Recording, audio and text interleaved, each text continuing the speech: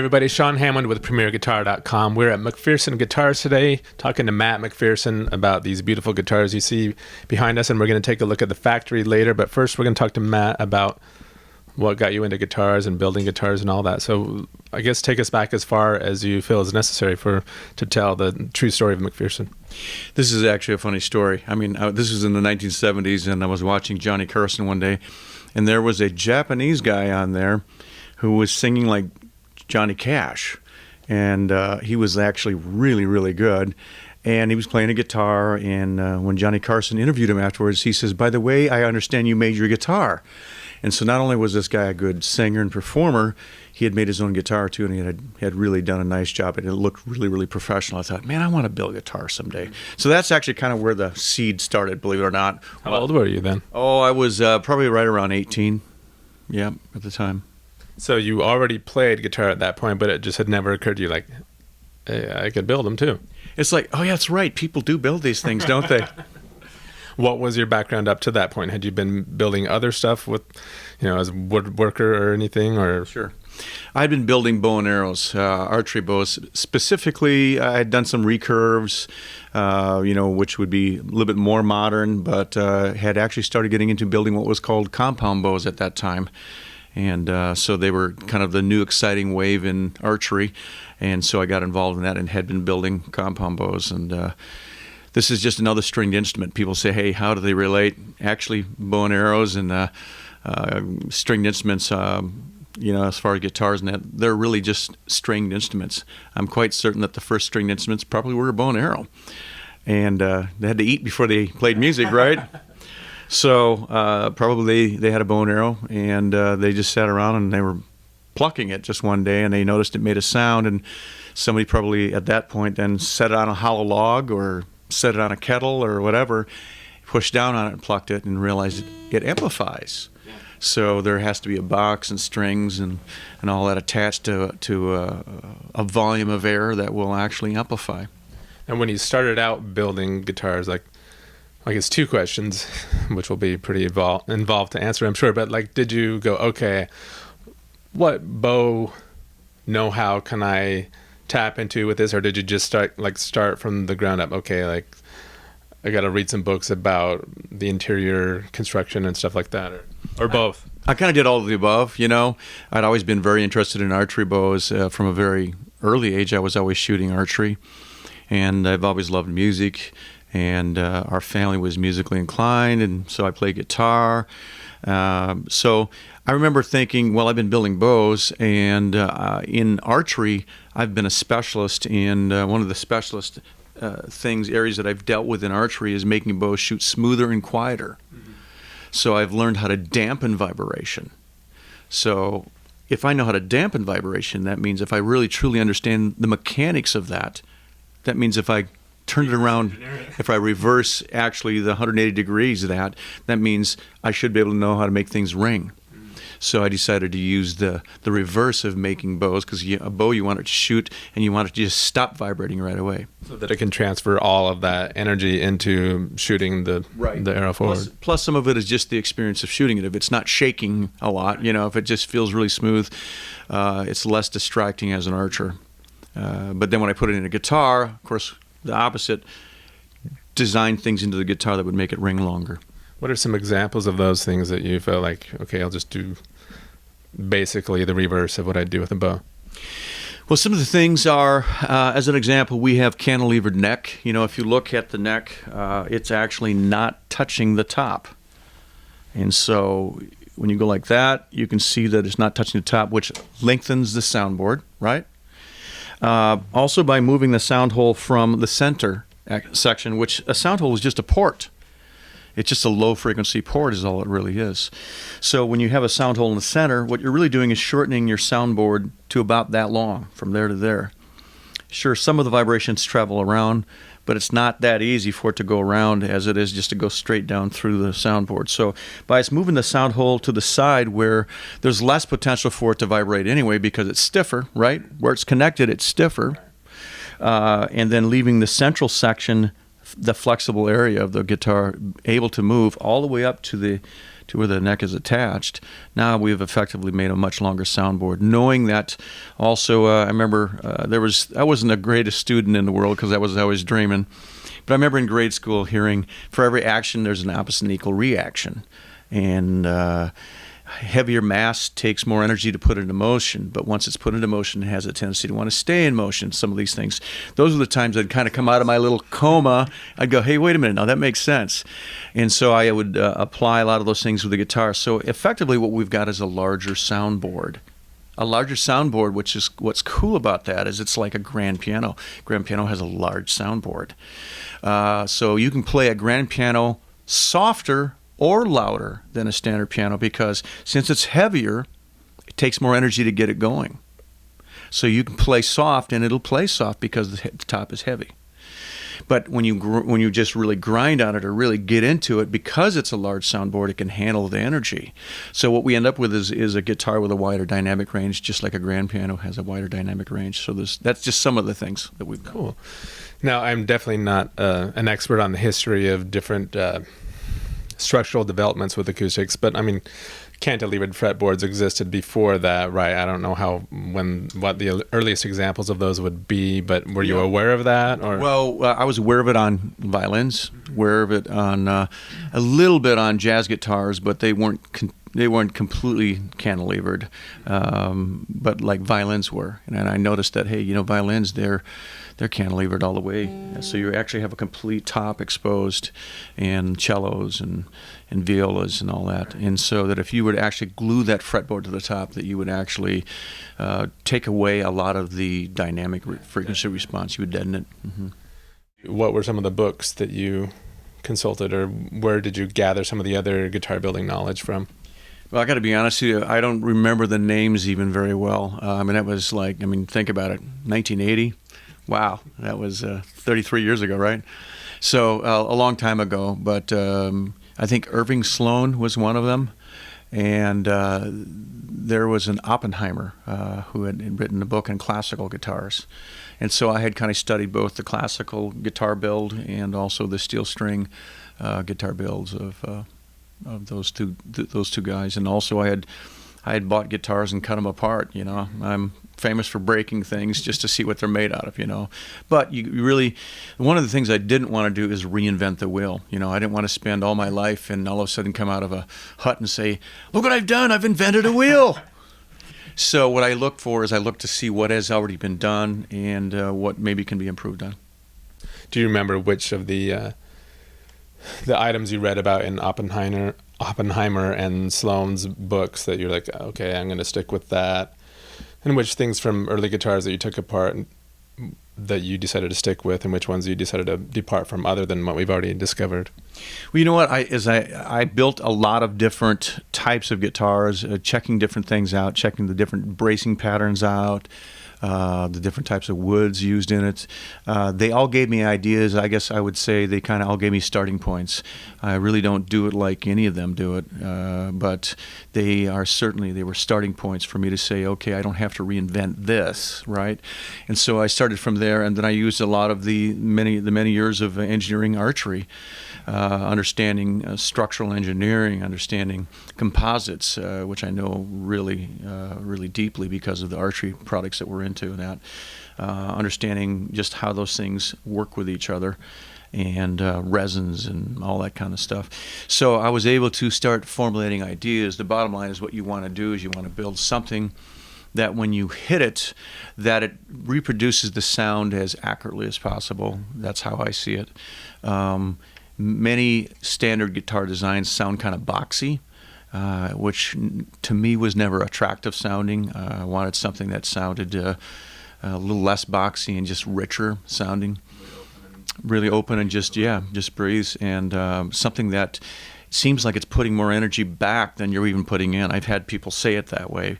I think if you're really used to playing kind of a dead guitar, and you assume, well, this is it, this is what they're like, and all of a sudden somebody gives you one that really rings and has wide dynamic range, it almost feels like it's playing itself. It's a little bit like if you're a runner and all your life you've been running in sand dunes, all of a sudden somebody says, "Hey, check this out. They've got a running track over here," and you start running on that, you'd almost feel like you'd been set free.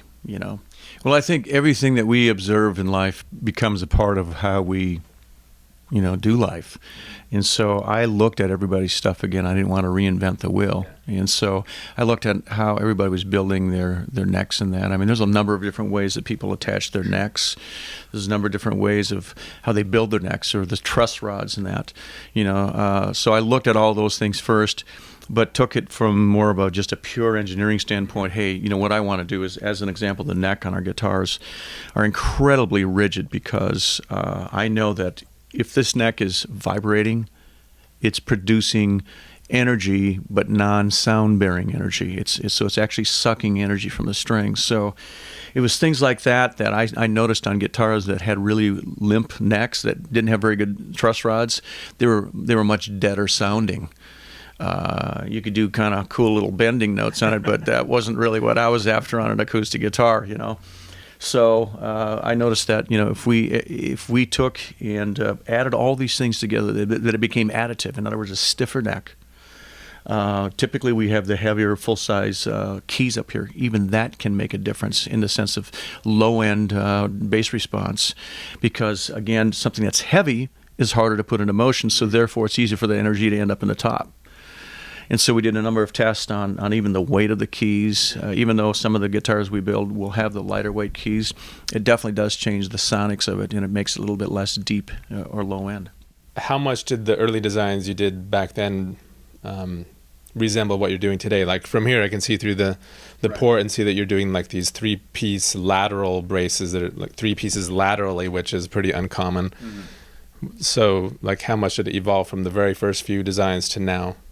Man, there's just so much that has happened. One of the things too is I used to design and build speaker cabinets, and also work in designing rooms and stuff like that. And so, asymmetry has always intrigued me, because I've felt that if you have symmetrical boxes and that you have a tendency to create a lot of problem for standing waves and a lot of frequency dropout problems. So that was one reason why I was even interested in making pretty much all my guitars cutaways. That's just another element of making it asymmetrical. And the backs are slanted, obviously, like most guitars, and they're parabolically shaped. And the braces actually go in at a fan angle. It's like they're fanning as they go. So none of the braces are actually parallel to each other. With the same goal in mind of stopping standing waves. Right. So kind of taking every aspect of it, even the braces. Hey, if you don't want standing waves, don't have any of the braces in a line with each other, right? At least on the same plane. And so all the braces angle at a different angle, and yet still structurally support the top. And it took a while to kind of test and make prototypes and say, hey, this is too stiff, this isn't stiff enough. And you can hear the difference, let alone see the difference in the stress loads on the top when you actually string it up. So it took, we built over 100 prototypes, and got to the point where we're like, man, we're really close. So in the last few years, before we started manufacturing them for sale, we just did the final little tweaking on it. And have kind of gotten to the point where we can kind of tell if something has a particular trait about it. We can kind of basically say that, hey, that's a little bit too stiff for that type of wood, or that's a little bit too loose for that type of wood. And again, it depends on what you're looking for sonically. We're not trying to make all the guitars that sound alike, because they all sound differently.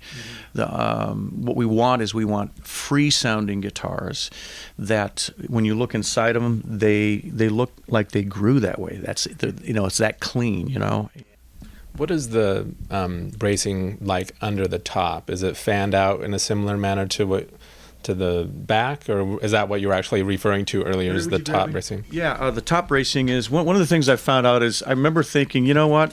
I was making the first ones out of spruce like everybody does, right? Then I'm thinking, well, wait a minute. Are we doing it because everybody's done it? And I got to thinking, well, you know what? If you take and make wood blocks out of spruce and you tap them together, they're not that musical sounding because they're not hard, Rosewood is very musical. They'll make wood blocks, percussive wood blocks, but rosewood is also very heavy. So what if we blended the two together, and instantly, even from the very first guitar we built, we got a much richer sounding guitar with better sustained again. And still, shockingly, we even got higher highs and lower lows. And then rosewood, of course, is being a very, very stable wood in the sense of its strength. It's an incredibly strong wood. It should the integrity of the top. It should be able to. Yep, it should be able to hold up the integrity of the top for over the long haul. And so you can also see on the top. So we were the first basically that used an all grafting bracing system that I'd ever seen on any guitar. And it wasn't, again, to be different. It was because, my goodness, I think it sounds better. And then we'd let other players play it, and they said, yeah, clearly it sounds better. It sounds richer. Just a wider dynamic range, we noticed. Another thing we did is, you can notice that this brace here goes underneath that brace. Mm-hmm. So they don't actually touch. So there's no joint. Yeah, overpass, underpass. Exactly, just like a freeway. That's why we call it the overpass, underpass system. And even these little braces pass underneath without touching, because anytime there's a joint where you're kind of butting two things together, you have a weak spot. Right. So I decided, let's forget about making potential for those joints to come loose and buzz. Let's overpass, underpass all these braces. And that allows there to be rigidity to the top, at the same time freedom.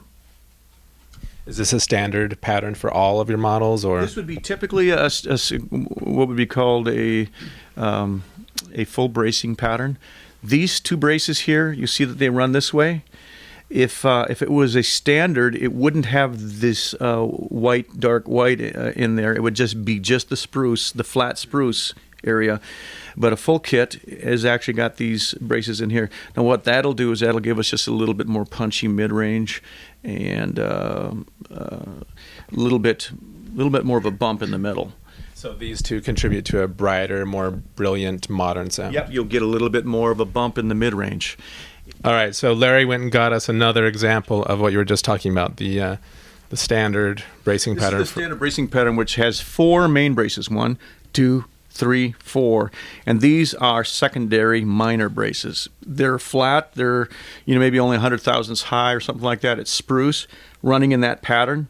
If you notice, the grain on this is running that same direction. This one's running that direction, so we have to put the graphs in there in such a way that they still line up to those braces there. So what we have with this one, with the 4 main braces, this is they're both popular, whether it's the full kit with 6 main braces or the standard kit with 4 main braces like this one has. And you notice this is 2 parts rosewood. Yeah, I was just going to ask. I noticed as a reverse, is that to compensate for the lack of exactly. Structure in these two? Yep. So what that does is it makes up for a little bit of the lack of structural support that you have by having 2 less braces. You'll go with 2 parts rosewood, 1 part spruce. And if you look in one of our guitars and it looks dark on both sides and just white in the middle, it's probably just a standard build. Okay. And it sounds, like I said, it sounds freer. It has more of a low end and a high end, a little bit more scooped center, a little bit, but not a lot. They still sound very, very balanced depending on what guitar. So what the advantage of that is every wood has its own characteristics, right? Some woods, like spruces, are very bright to begin with, right? So sometimes if you want a spruce top guitar, but you want it to sound a little mellower, you would go with this type of a bracing pattern.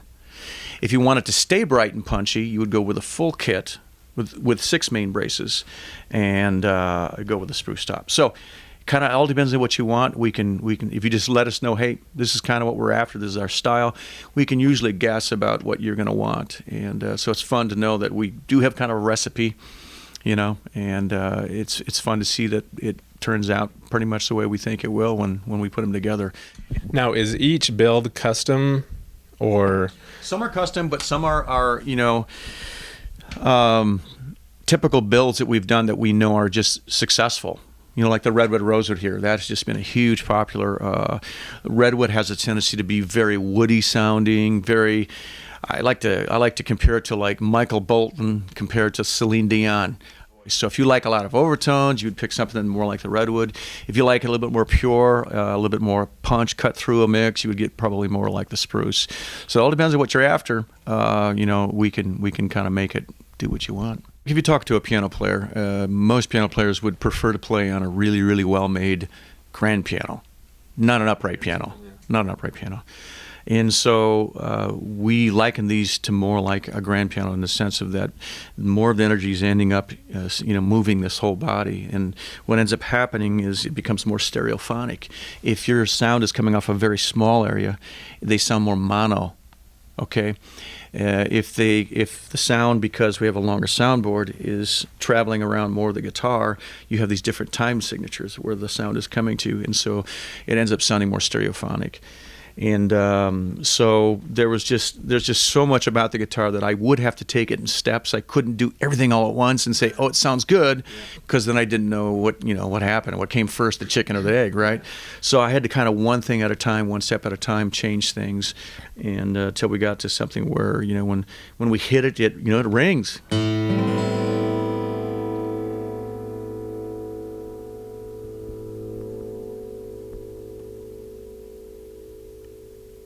I've had some studio guys call me up and just say, "Hey Matt, you ruined me." And I said, "What?" They said, "Man, I hit a chord on the guitar, went to lunch, came back, it was still ringing." So it was fun to hear stuff like that. So if you like a guitar that rings, that it just gives back a lot. That's what our guitars are like.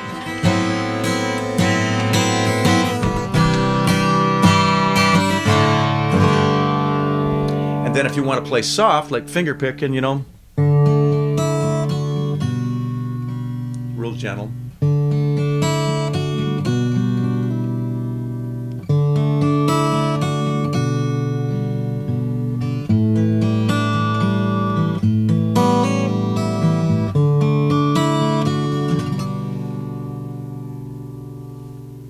All right, Matt, thank you so much for taking the time to explain, the genesis of all this. It's very intriguing and beautiful to hear. We're going to go take a look now at how this is built. So thank you again. And anything else you want to say before we head out there to the factory floor? No, we're just excited that you're here. And we know that there's a lot of curious people about, what we're doing and why we're doing it. And so hopefully this will explain a lot of the madness behind our designs. Cool. Now, you guys stay tuned to check out the factory, but where should people go when they're done to check out your guitars online? Just go to McPhersonguitars.com. Thanks, Matt.